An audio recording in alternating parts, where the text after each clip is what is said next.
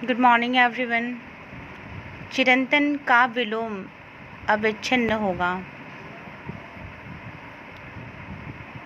रास्ता नापना, आकलन करना युग्म गलत है, क्योंकि रास्ता नापना मुहावरे का अर्थ होता है चले जाना। आ बैल मुझे मार,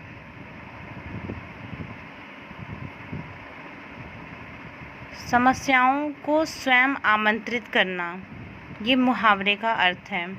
व्यंजन संधि के नियम के अनुसार ता के बाद टा या डा हो तो ता क्रमशः टा या डा में बदल जाता है। जैसे कि उड्डयन, उत प्लस डयन, यहाँ पर ता डा में परिवर्तित हो गया है। दृष्टा शब्द शुद्ध है। ये मैं आपको आंसर से बता रही हूँ डायरेक्ट, ताकि ये सब आपके ब्रेन में बैठ जाएं क्वेश्चंस, और डिस्क्रिप्शन के साथ आपको चीज़ें समझ में आ जाएं। जिस समस्त पद का पूर्व पद संख्यावाचक हो वहाँ पर द्विगु समास होता है। जैसे चौराहा, चार राहों का समूह। इसमें समूह या समाहार का ज्ञान होता है। इसका समास विग्रह चार राहों का समूह, इसका पूर्व पद संख्यावाचक है, अतः यहाँ द्विगु समास है। अंदर अंदर कढ़ाई में गुड़ पकाने का मंत्र होता है, का अर्थ होता है गुप्त मंत्रणा होना।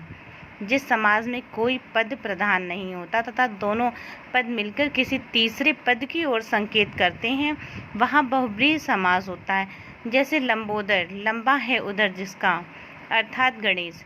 यहाँ पर लंबा पूर्व पद तथा उधर उत्तर पद मिलकर किसी तीसरे पद गणेश की ओर संकेत कर रहे हैं।